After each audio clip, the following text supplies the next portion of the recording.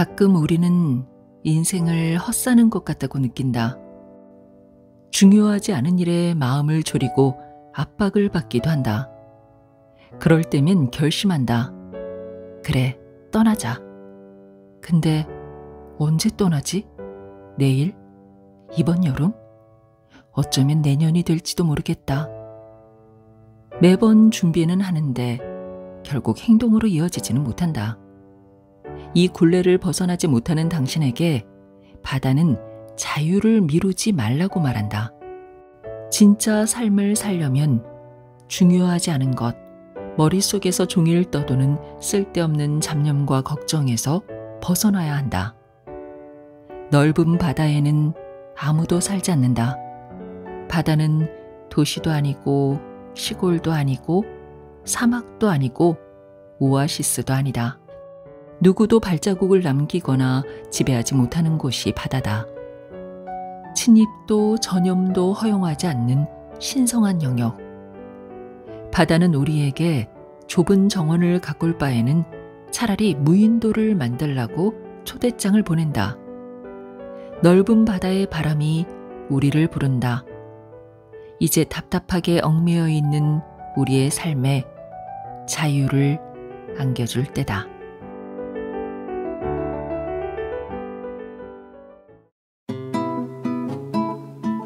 안녕하세요. 마음이 쉬어가는 곳 힐링필드입니다. 오늘은 프랑스 최고의 철학과 교수 로랑스 드빌레르의 모든 삶은 흐른다라는 책을 가져왔습니다. 파스칼과 데카르트 같은 인물 철학을 연구하며 수많은 철학서를 집필해온 저자는 이번에는 조금 다른 주제를 선택했습니다. 인생을 제대로 배우고 싶다면 바다로 가라. 드빌레르는 바다야말로 인생과 가장 닮은 자연이라고 말합니다. 바다의 파도는 끊임없이 밀려왔다가 흩어지고 밀물과 썰물은 차올랐다가 물러나잖아요. 우리의 삶도 그와 다르지 않다는 겁니다. 때로는 기쁨이 차올라 마음을 가득 채우기도 하고 또 때로는 힘든 순간이 몰려와서 잠시 주저앉기도 하죠. 하지만 고난이 찾아온다고 해서 인생이 끝나는 건 아니고 즐거움이 찾아왔다고 해서 또 그게 영원히 이어지는 것도 아닙니다. 인생의 그 모든 순간들은 결국은 흐르는 강물이나 바다의 파도처럼 다음을 향해 나아가는 과정이라는 거죠.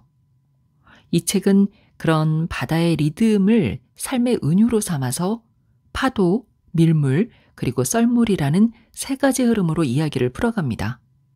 그리고 그 세 가지 흐름을 인생의 굴곡과 차오름, 그리고 비움의 순간으로 연결해서 우리가 어떻게 삶을 바라보고 살아갈 수 있을지 깊이 생각해 보게 합니다.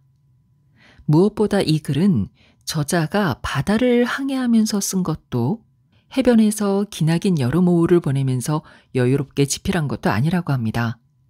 한창 사는 게 우울했을 때, 살면서 위로가 가장 간절했던 시절에 쓰여졌습니다. 그때 바닷가에 떠올린 기억과 이미지들이 그녀에게 위로가 되었고 그 경험을 통해서 그녀가 깨달은 것은 우리 삶의 수수께끼를 푸는 방법은 그저 추상적인 철학 개념이 아니라 바다에 담긴 이야기 속에서 오히려 더 선명하게 드러난다는 것이었습니다. 책 속에는 바다와 관련된 소재들이 참 다양하게 등장합니다. 섬과 등대, 해적과 그리스 신화, 또 바다 빛깔의 비밀 같은 이야기들이 철학과 어우러져서 삶을 바라보는 새로운 시선을 열어주죠. 당장 바다로 떠날 수 없다면 힐링필드에서 들려드리는 이 바다 이야기로 잠시 위안을 삼아 보시는 건 어떨까요? 상어, 한 걸음 더 나아간다는 것. 한 여성이 한밤중에 해변을 걷고 있다. 하늘에서는 별들이 쏟아질 듯하고 그녀는 한밤중에 수영이라도 하려는지 행복한 모습으로 바다를 향해 걸어간다. 영화 조스의 첫 장면이다. 프레임은 굉장히 대담하다. 카메라는 공포와 위험, 스릴과 즐거움 사이에 놓인 여배우의 하체를 비춘다. 조스는 바다에서 오는 위험에 대해 보여준다. 영화 속에서 경찰은 상어의 습격 때문에 해변을 폐쇄하기로 한다. 조스의 실제 촬영지였던 미국 동부 해안의 고급 휴양지 마서스 비니어드 섬은 이 영화 때문에 잠시 폐쇄되기도 했다. 오늘날은 오히려 상어가 인간에게 학살되어 멸종 위기에 처해 있다. 상어는 흔히 바다의 왕이라 불린다. 연구에 따르면 상어는 고양이보다 어둠 속에서 더 잘 보고 인간보다 후각 능력이 무려 1만 배나 발달했으며 극도로 감각이 섬세하다고 한다. 상어의 귀는 아무리 작은 것이라고 해도 압력 차이, 물의 움직임을 감지할 수 있고 심지어 먹이로부터 전기장을 감지하기도 한다. 척추동물에 속하며 강한 턱을 자랑하는 바다의 포식자인 상어는 수천 년 동안 바다를 누비며 바닷속에 있는 모든 생명을 잡아먹어 왔다. 4억 년 전에 처음 나타난 상어는 다른 생명체가 환경에 따라 모습이 변한 것과 달리 지금까지도 모습이 거의 변하지 않았다. 그 밖에도 상어에 대한 재미있고 놀라운 이야기가 많은데 상어는 수영을 멈추지 않는다고 한다. 바닷속에 사는 생명체가 대부분 물속에서 끊임없이 헤엄치고 움직이는 것 같지만 그렇지 않다. 우리가 육지에서 24시간 내내 활동하는 게 아닌 것처럼 바닷속 생명체도 쉴 때가 있다. 하지만 상어는 항상 활동한다. 생명을 유지하기 위해서는 움직여야 하기 때문이다. 상어는 5쌍에서 7쌍 정도의 아가미를 가지고 있는데 계속 움직여야 숨을 쉴 수 있어서 모든 아가미를 항상 열어놓고 산화를 억제하면서 이산화탄소를 배출한다. 그래서 상어는 숨을 쉬기 위해서 천천히 가더라도 계속 수영해야 한다. 상어가 움직이지 않는다는 건 죽는다는 뜻과 크게 다르지 않다. 인간의 시각으로 보면 쉬지 않고 움직이는 상어가 피곤할 것 같지만 상어는 계속 움직여도 피곤해하지 않는다. 움직이는 것이 오히려 상어에게는 살아가는 방법이기 때문이다. 상어가 유일하게 휴식을 취할 때는 산소를 유지하기 위해 해저에서 잠시 멈출 때다. 열정적인 상어는 나름의 철학을 가지고 있다. 상어는 같은 바다를 2번 헤엄치지 않는데 관성에 빠지지 않고 항상 새로운 것을 추구하기 때문이다. 그런 상어를 보고 있으면 우리를 돌아보게 된다. 우리가 항상 하던 일을 계속해야 하는 진짜 이유는 무엇일까? 무엇이 우리에게 변화를 두려워하게 하고 새로운 습관을 갖는 걸 방해하는 걸까? 우리도 상어처럼 살아보자. 상어처럼 살려면 단기적인 시각에서 벗어나 도덕과 양심에 따라 살며 이익의 법칙만을 따르지 않아야 한다. 우리는 생각보다 수동적으로 살아간다. 다시는 안 하겠다고 하면서 어느 순간 똑같은 일을 또 반복한다. 하지만 새롭게 하고자 하는 의지가 있으면 관성에서 벗어나는 삶을 살 수 있다. 철학책을 읽으면 어떨까? 휴양지에 가보고 평소에 입지 않는 옷을 사는 것도 사소하지만 좋은 방법이다.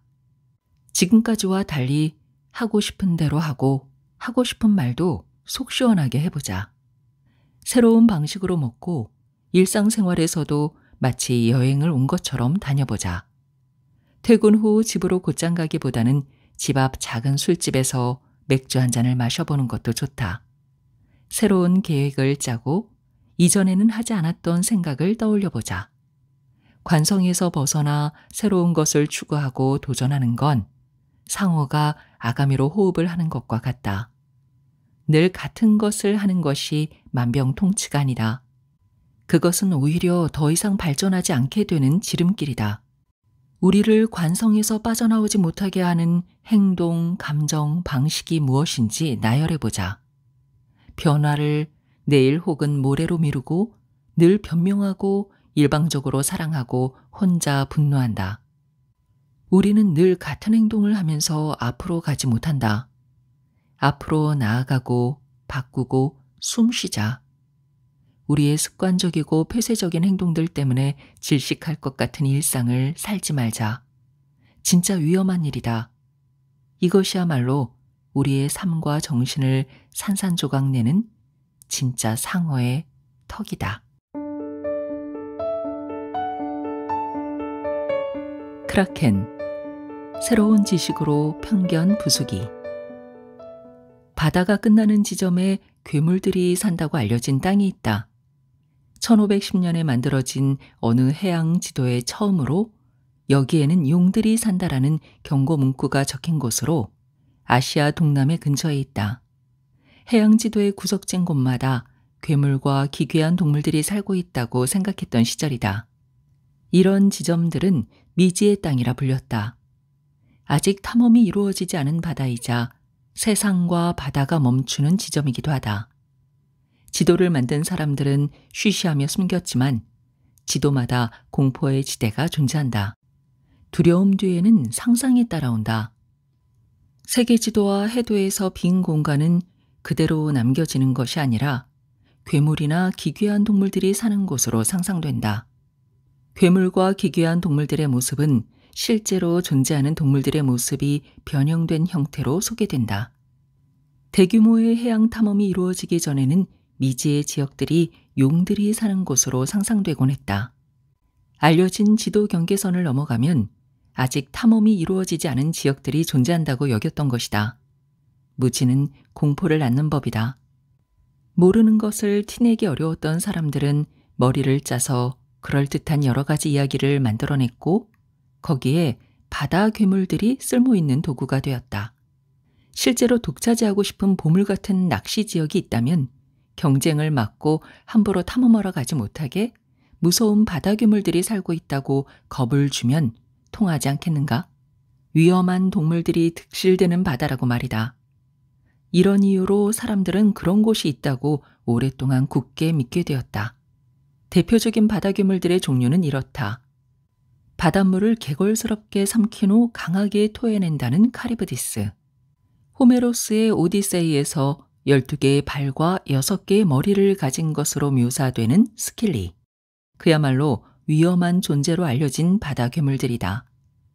칠흑처럼 검은 섬들도 공포의 대상이었는데 알고 보니 그건 고래 때였다. 사람들이 아직 고래를 본 적이 없던 때에 통하던 이야기였다. 배가 가는 길을 막은 괴물로 알려진 것도 사실 참치 때였다. 가장 기괴한 동물들이 사는 곳이 표시된 해양 지도가 있다. 그것은 바로 바다의 제왕이던 바이킹을 조상으로 둔 어느 스웨덴 사람이 만든 지도였다. 그 사람의 이름은 올라우스 마그누스였다. 마그누스가 그린 해양 지도는 1530년쯤에 만들어졌다. 이 지도에 묘사된 바다 괴물들로는 사람을 잡아먹는 갯가재가 있었고 날카로운 송곳니와 불처럼 이글거리는 붉은 눈을 가진 뱀 모양의 용도 있었다. 크라켄이라 알려졌던 이 괴물은 아마도 대왕 오징어로 추측된다. 요즘 사람들에게는 익숙한 해양 생물인 길이 13m에 몸무게 약 300kg인 대왕 오징어. 그 밖에 바다 괴물과 용으로 알려졌던 동물들은 아마도 큰 고래, 바다 코끼리, 긴 이빨 고래가 아니었을까 추측된다.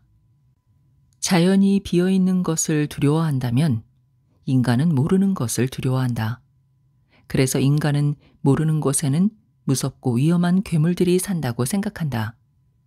하지만 항해를 할 때는 오히려 새로운 것을 발견할 수 있다는 열린 마음으로 미지의 영역까지 나아가야 한다. 그리고 엉뚱한 상상으로 괴물들을 만들지 말아야 한다. 편견과 왜곡된 생각에 갇혀버리면 세계관이 좁아지고 단순해진다. 경계를 넘게 해주는 재능이 있다면 그건 바로 호기심이다. 호기심 덕분에 우리는 편견을 극복할 수 있다. 호기심이 있으면 늘 다니던 길로만 가지 않고 미지의 땅으로 방향을 틀어 용들과 신비한 괴물들과 마주할 기회를 만난다. 우리는 몸을 사리며 산책하고 이미 많은 사람들이 다녀간 곳만 갈 때가 많다. 이미 알고 있는 것을 반복하고 그것에 안주하는 것이다. 지하철을 타고 일을 하고 잠을 자는 반복되고 단조로운 일상은 지하철 탓도 일 탓도 잠 탓도 아니다. 바로 우리 탓이다.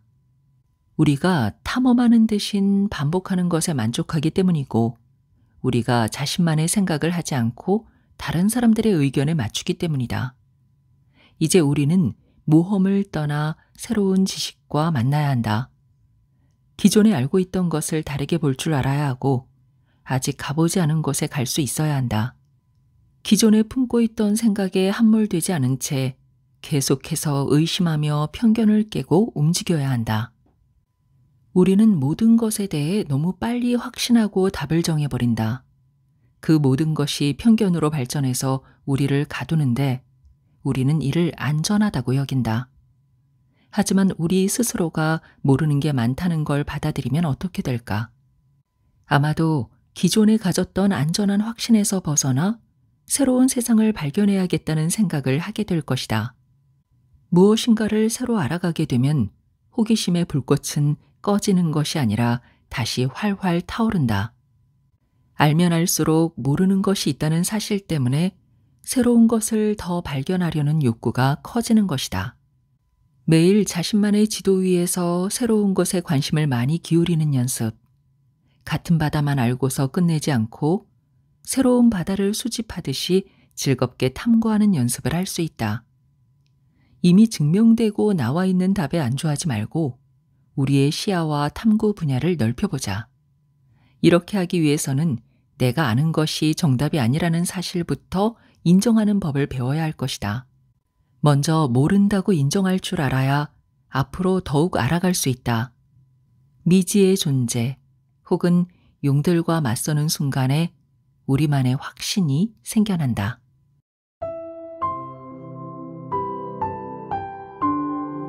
사르가소, 피해야 할 후회라는 덫. 지구의 모든 바다 중에서도 유난히 특별한 바다가 하나 있다.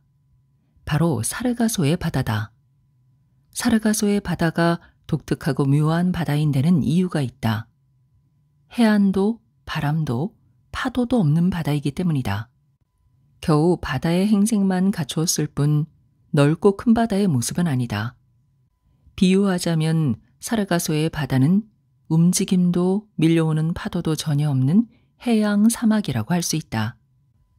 사르가소의 바다는 문어발처럼 보이는 커다란 해조류로 금세 뒤덮이고 또 뒤덮인다. 실제로 사르가소라는 말이 나온 사르가조는 스페인어로 해조류를 뜻한다. 사르가소의 바다를 최초로 탐험한 인물은 크리스토퍼 콜럼버스다. 콜럼버스는 해조류로 뒤덮인 이 바다에서 3주나 헤매며 제대로 된 항해를 하지 못했다. 움직임이라고는 전혀 없는 이 바다에 갇혀 아메리카 대륙 두 곳을 미처 보지 못해 시간만 낭비한 것이다. 바다 사람들은 하나같이 사르가소의 바다를 두려워한다. 움직임이 전혀 없어 살아있는 바다라고는 믿어지지 않아서다. 그런데도 장어떼가 허니문을 보내기 위해 수천 킬로미터를 건너 이 이상한 바다에 온다니 신기할 뿐이다. 그야말로 장어떼에게 이 바다는 신혼집인 셈이다. 장어떼는 1만 킬로미터를 건너 사르가소의 바다에 도착한다. 그러나 허니문을 보내러 오는 장어떼 이외의 생물들에게 사르가소의 바다는 피하고 싶은 덫과 같다.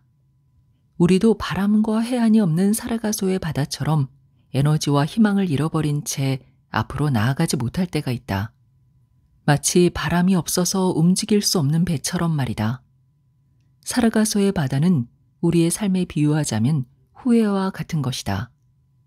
후회에 사로잡히는 순간 머리는 복잡해지고 행동은 느려진다. 그래서 나아가지도 물러서지도 못하고 정처 없이 서성이게 된다. 그때 그랬어야 했는데, 그때 그러지 말았어야 했는데 라는 후회를 하느라 앞으로 나아갈 수가 없는 것이다. 이런 의미에서 사르가소의 바다는 후회하는 우리의 감정들이 길게 늘어져 있는 바다라고 할 수 있다. 그런데 계속 이렇게 후회만 하고 있으면 이미 지나간 행동과 놓쳐버린 기회에 대한 미련만 느낄 뿐 현실 속에서는 꼼짝도 하지 못한다. 앞으로 가지 못하고 제자리 걸음만 걷다가 끝없이 상실과 실패만 곱씹는다. 과거의 실수를 깨닫고 변하려고 노력하기보다는 돌이킬 수 없는 과거만 곱씹다가 끝나는 것이다. 이러한 후회의 굴레에서 벗어나려면 어떻게 해야 할까? 어쨌든 항해할 수 있는 길을 찾으려면 어떻게 해야 할까? 그때 내가 그렇게 할 수 있었다면과 같은 늪속으로 빠지지 않으려면 어떻게 해야 할까? 그저 앞으로 나아갈 수밖에 없다. 다른 방법은 없다. 사막을 건너려면 그저 묵묵히 걷고 걸어서 건너는 수밖에 없다. 어쨌든 걸어야 한다. 쓸데없이 뒤를 돌아보지 않아야 한다. 항해를 한다는 것은 길을 정해 따라가는 것이니 확신이 들지 않아도 묵묵히 따라가 보는 것이다. 이렇게 해서 후회하는 마음을 행동으로, 자책을 확신으로 바꿔야 한다. 내가 이미 해버린 과거의 행동을 자꾸 곱씹고 후회하지 말자. 과거의 일에 미련과 환상이 남아도 이미 걸어온 길이다. 살아오면서 시행착오를 거친 과거의 순간을 앞으로 나아갈 길로 만들자. 그러면 과거의 일은 내 인생의 오점이 아니라 한 페이지가 된다. 또 과거는 미성숙이 남긴 부족함 가득한 순간들이 아니라 살면서 자연스럽게 거쳐온 단계로 생각된다. 애써 눈을 감고 부정하거나 억지로 변명을 찾지 말고 부족했던 점을 인생의 시나리오 안에 포함시켜 나만의 이야기를 만들면 그뿐이다. 인생에서 어떤 것도 중요하지 않은 것은 없다. 과거에 후회가 되는 일이 있을지도 모르겠지만 어쨌든 내가 지나쳐온 여정이다. 인생의 여정은 후회의 총집합도 죽을 정도로 무겁고 버거운 일도 아니다. 내가 실제로 항해하는 수많은 길 중 하나다. 실수투성이지만 자신감을 가지고 바람을 헤치고 나아가자. 그렇게 해야 사르가소의 슬픈 추억을 곱씹기만 하는 것이 아니라 극복할 수 있다.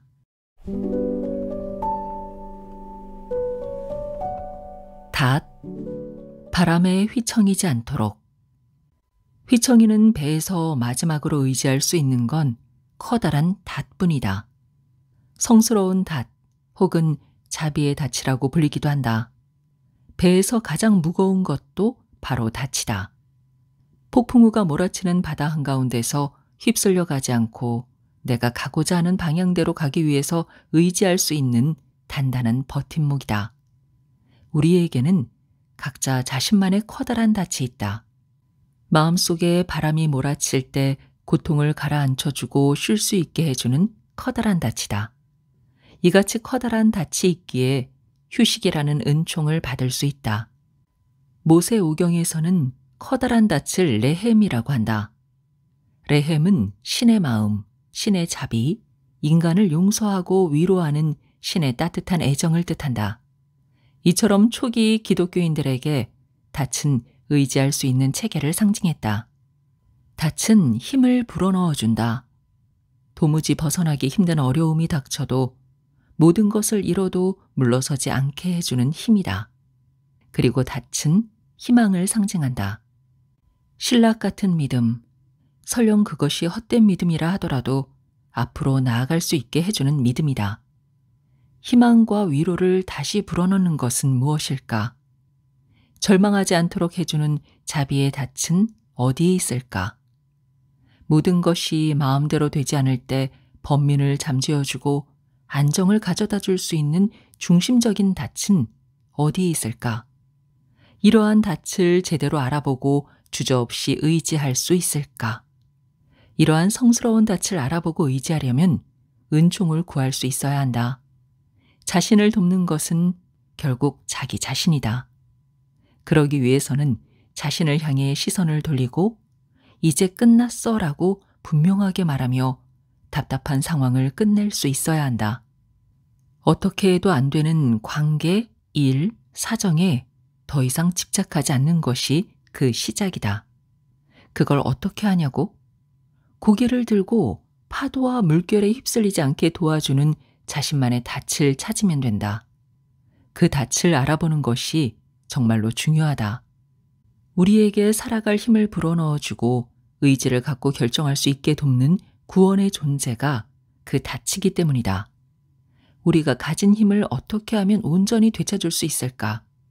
어떻게 하면 커다란 소용돌이 바다의 블랙홀 속으로 빠져들지 않을까? 우리에게 상실감을 안겨주는 것은 무엇일까? 원인이 무엇일까? 인정을 받지 못해서, 진심 어린 사랑을 받지 못해서, 감사함을 받아본 적이 없어서, 말을 들어주지 않아서, 마땅히 받아야 할 대우를 못 받아서, 항상 같은 감정과 불안함을 일으키는 원인이 4-5가지 있을 것이다. 이때 필요한 닥과 치료책은 무엇일까?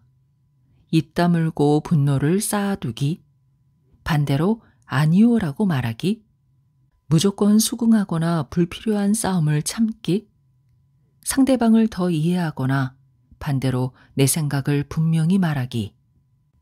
커다란 닻으로 반복되는 부정적인 시나리오를 끝내야 한다.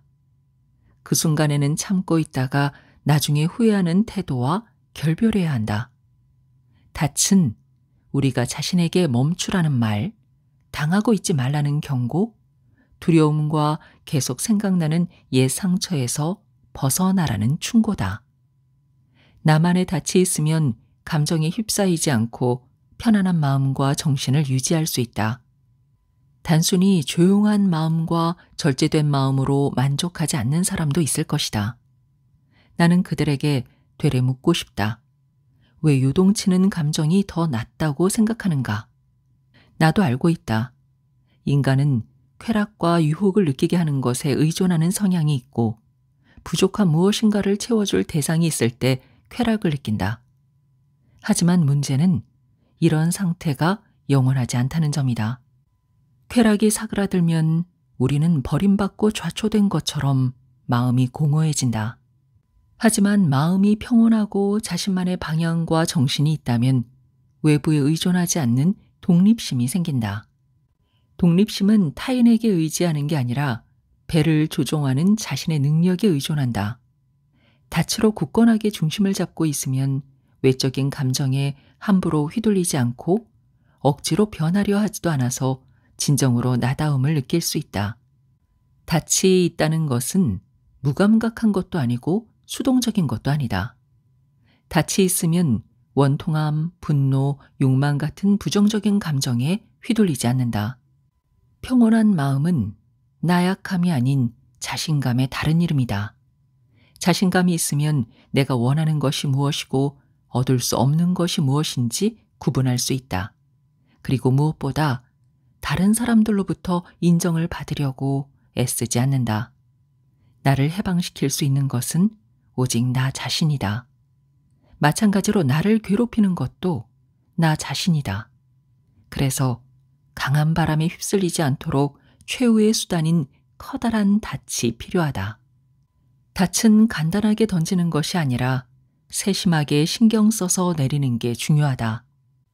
내게 자주 상처를 안겨주는 것이나 쓸데없는 근심에서 벗어나려면 굳은 결심이 있어야 한다. 힘을 빼고 스스로 재능을 낭비하는 것에서 벗어나기 위해서도 마찬가지다. 나에게 꼭 붙어있는 신성한 닻은 역설적으로 가장 큰 자유를 안겨준다. 물결이 아무리 강해도 닻에서 떨어지지 않는다는 생각으로 얻을 수 있는 자유다.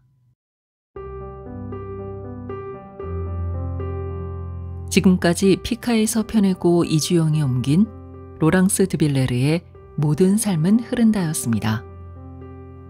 몸이 지치면 산으로 가고 마음이 지치면 바다로 가라는 말이 있습니다.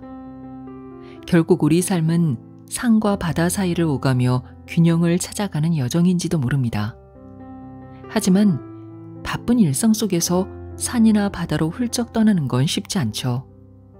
그럴 땐 머릿속에 숲길과 바다를 그려보는 거예요.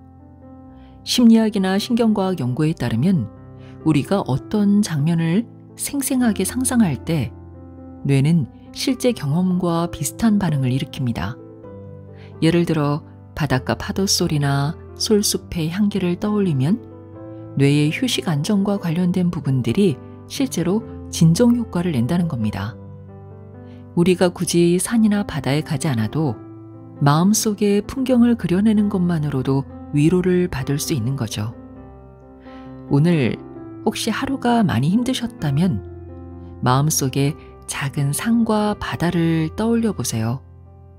그곳에서 잠시 쉬어가는 것만으로도 내일은 조금 더 단단해질 수 있지 않을까요?